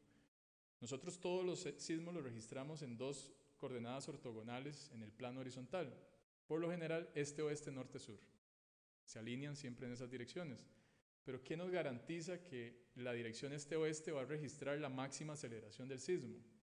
Realmente no lo podemos saber, y pensar eso sería engañarnos a nosotros mismos. Entonces se han desarrollado medidas de intensidad que de alguna manera nos generan una independencia de la orientación del sensor, y podemos determinar entonces cuál es la intensidad máxima, media, mínima, sin importar en qué orientación llegó la energía al sensor. Entonces estas medidas también son de interés para futuros estudios de amenaza. Entonces, para ir terminando, les voy a mostrar el ejemplo del catálogo. El catálogo junto con las medidas de intensidad serán libres de acceso y libres de descarga. Todas estas medidas que les mostré para todo el catálogo, los 2.471 registros, se van a poder descargar de la página del LIS sin ningún problema. Pero las formas de onda se podrán obtener previo a una solicitud de la información y a la formalización de un acuerdo de uso de datos. No es que no los vamos a dar las formas de onda, el registro como tal. Si ustedes quieren un registro, nos lo piden, nosotros se los damos. Si quieren todos los registros, los 2.471, de entrada les vamos a decir para qué. ¿Para qué necesita toda esa información? No se los vamos a dar. Es, ok, si vamos a hacer un trabajo con estos registros, tenemos que participar en ese trabajo. Tenemos que ser parte de ese trabajo para poder garantizar que el uso de la información sea el que nosotros esperamos y que sea de beneficio para la universidad y el país.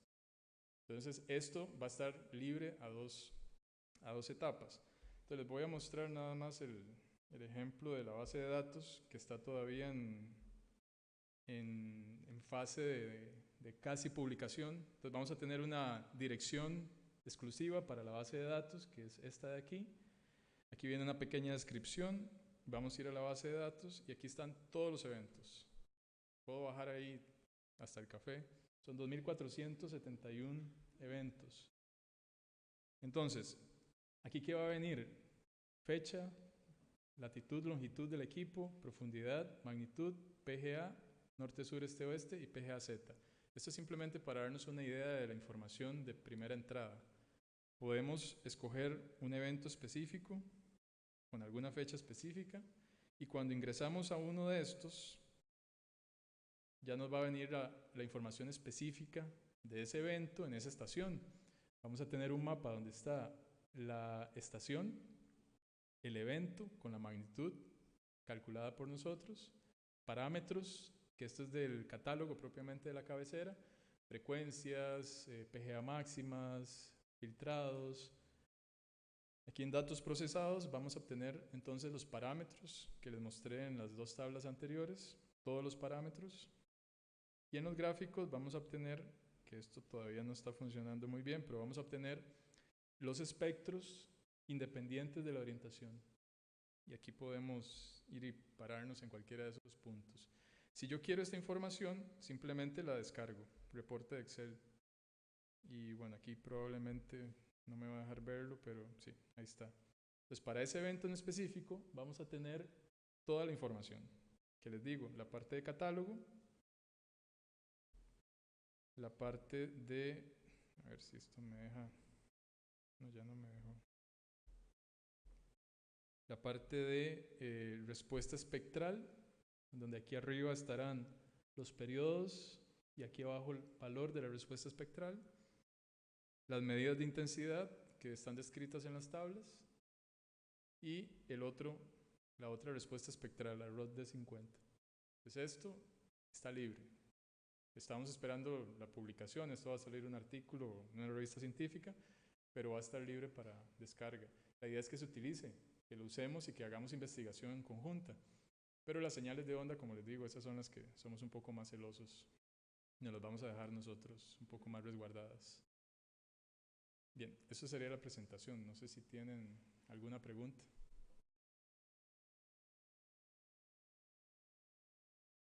Mario, qué pena que lo ponga a trabajar.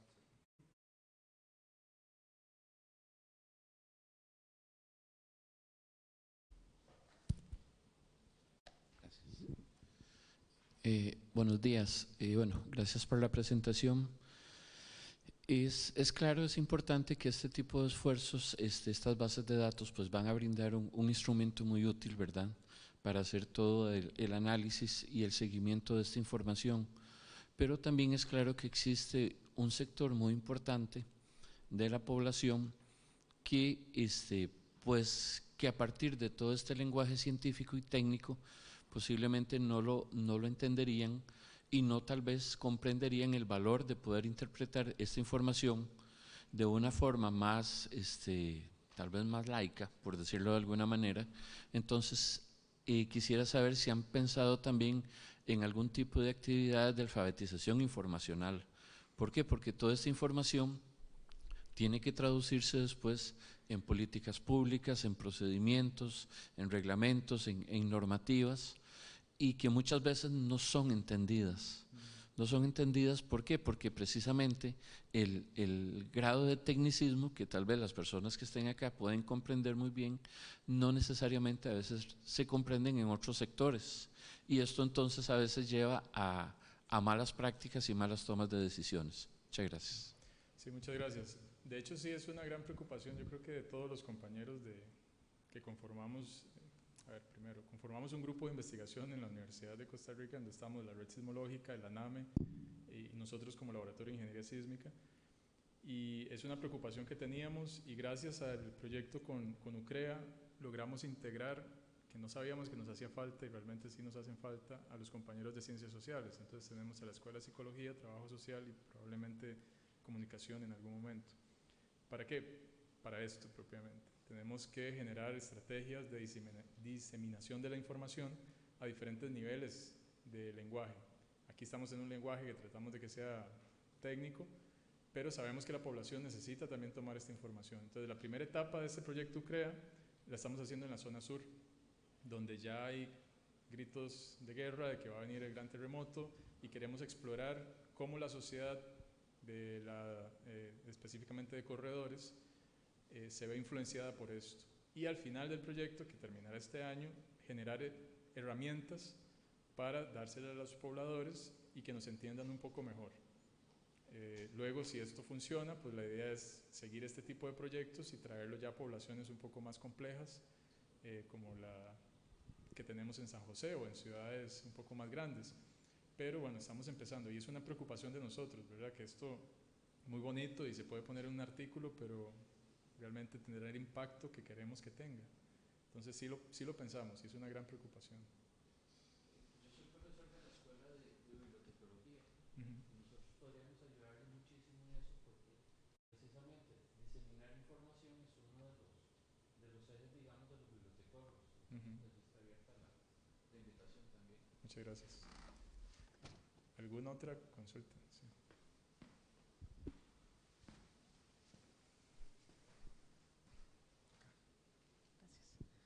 Buenas, es una consulta muy corta. A mí siempre me preocupa en realidad de todo lo que se genera en la universidad, cuánto realmente es directamente aplicable, incluso dentro de la misma universidad. Porque, bueno, lo que presentó Ivonne, tienen toda la facultad y la escuela de geología, que ahí de una vez sus estudiantes van aprendiendo. Pero me preocupan laboratorios como estos que son sumamente caros. Y los equipos son sumamente costosos también, la mantención, y en realidad es muy poco, ¿verdad? Entonces, como dice el señor, ¿en qué nos beneficiamos los que no estamos directamente asociados a un laboratorio como estos? Cuando no hay una aplicabilidad directa, por ejemplo, con OEPI, ¿verdad? Que usted me está diciendo la importancia de conocer que la fuerza, ¿verdad? O la aceleración de un movimiento va en tal dirección, si yo no puedo aplicarlo, por ejemplo, en un edificio como este. ¿O cuánto de eso ustedes mismos han aplicado en su mismo edificio? Entonces, no sé si ya lo han hecho o no lo estoy encarando directamente, pero me preocupa que no haya una aplicabilidad, porque dependemos del dinero que nos da el resto de la ciudadanía. Y son muchos, muchísimos los que desconocen este tipo de actividades y laboratorios, no solo el suyo, ¿verdad? Muchos incluso aquí dentro de este espacio geográfico de la ciudad de la investigación. Gracias. Sí, gracias. Bueno, me tomo un poco por sorpresa porque generalmente se le cuestiona más a los de ciencias aplicadas y lo de ellos es aplicable o no, ¿verdad? Porque son ciencias básicas. Lo de nosotros tiene diferentes aplicaciones que han sido y serán utilizadas por todos nosotros. Este edificio tiene aplicación de lo que nosotros hacemos. El Código Sísmico de Costa Rica define una aceleración base para el diseño de todas las estructuras. Indirectamente, los parámetros que están integrados en el Código Sísmico de Costa Rica han sido tomados de mediciones de aceleración como las que estamos presentando aquí. El estudio de amenaza sísmica que estamos actualizando y esperamos que salga a finales de este año será entregado a los miembros del Comité del Código Sísmico y esto será aplicado de alguna manera en las nuevas normativas de diseño estructural de puentes, en el diseño de viviendas, en el diseño de plantas de energía y en el diseño de cualquier infraestructura que usemos nosotros. Entonces la aplicación es total, hospitales, escuelas, total. Ahora, nuestros equipos están instalados estratégicamente en escuelas, en hospitales, en bomberos, en Cruz Rojas, y a ellos se les brinda el servicio en instalaciones del INS. Ellos de primera mano, cada vez que hay un sismo, saben cuál es el nivel de aceleración en su instalación, cuál es el nivel de daño que ellos pueden tener, ¿es necesario evacuar o no? Estamos inclusive haciendo un convenio ahora con la Asamblea Legislativa para que el nuevo edificio de la Asamblea tenga instrumentos y ellos sepan, hay que evacuar a los diputados, el edificio puede tener daños. Entonces no es una cuestión de buscar edificios tampoco, pero es una cuestión de informar a la población. Tenemos una aplicación que está por salir para que todas las personas tengan en tiempo real una herramienta que les diga cómo se está sintiendo el sismo, no cuál magnitud es, que eso es muy importante, sino cómo se está sintiendo el sismo donde usted está, porque eso es diferente, la magnitud y cómo se percibe. Tenemos trabajos de investigación de maestría, tenemos trabajos de investigación de licenciatura en el área de ingeniería estructural, ingeniería sísmica, ingeniería sismoresistente, geología. Brindamos cursos en la Escuela de Ingeniería Civil y en la Maestría de Ingeniería Civil, en la cual esta información llega a los estudiantes. Entonces, tal vez nos falta un poco, como le decía el compañero, llegar a otros niveles de población. Y todos los laboratorios, como concuerdo con usted de la universidad, tenemos problemas a veces en decir lo que hacemos. En parte estamos en coordinación con la Oficina de Divulgación, la ODI. Ellos nos ayudan constantemente en sacar notas, participar en prensa, hacer videos, para tratar de sacar toda esta información. Entonces nosotros sí buscamos cómo diseminar, y proyectos como el de UCREA, repito, nos obligan un poco a generar este proceso transdisciplinar en el cual tenemos que integrar diferentes áreas y nos van a ayudar a mejorar, que es al final lo que todos buscamos aquí en la universidad. Donaldo. Un comentario rápido, solo para que usted se dé cuenta, aquí hay una relación directa. Solo en el grupo que está aquí presente vemos 4 miembros de la Comisión del Código Sísmico, que venimos y gastamos, o decidimos gastar este tiempo porque nos interesa el tema y porque creemos que nos retroalimenta. Y adicionalmente a eso, hay una relación directa entre el laboratorio y la Escuela de Ingeniería Civil, y en la Escuela de Ingeniería Civil esta información llega a los estudiantes y de esa forma permea a la sociedad.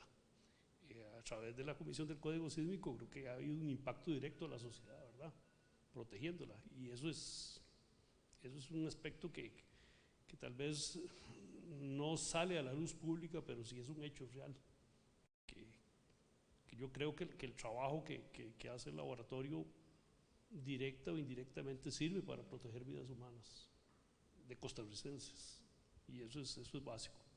Ese es un comentario. Ahora una pregunta más ingenieril, Diego. ¿Ese porcentaje de suelos S1, S2, S3 es bajo las estaciones? Correcto. Ok, pero es un índice que uno podría imaginarse que se podría extrapolar de alguna manera a la realidad nacional. Bueno, en promedio me imagino que sí. En promedio sí, porque son 144 estaciones. Sí, en promedio me imagino que sí. Lo que pasa es que aquí el problema, y lo hemos encontrado en diferentes sitios, es que cambiamos la estación 1 kilómetro y pasamos de roca a suelo blando. Entonces es muy, muy complejo, ¿verdad? El tema del comportamiento dinámico de suelos se las trae, y yo creo que vamos a tener en los próximos años que meterle un poco más de cabeza a eso, para no ser a veces tan simplificados de alguna manera en cómo seleccionamos los suelos. Pero en promedio me imagino que sí lo podríamos extrapolar. Hay más S3, luego S2, luego tenemos S4 y por último roca. Aquí lo que menos tenemos es roca. De hecho, la roca de nosotros son sitios muy seleccionados a dedo, sitios de presa que tenemos algunos, nos hemos encontrado algunas rocas que afloran cerca de algunas construcciones y nos dan un S1, que S1 no es roca como tal, entonces puede ser que sí represente la realidad. Ok, gracias. Gracias. Bien, vamos a parar aquí para el café, volveríamos en una media horita más o menos.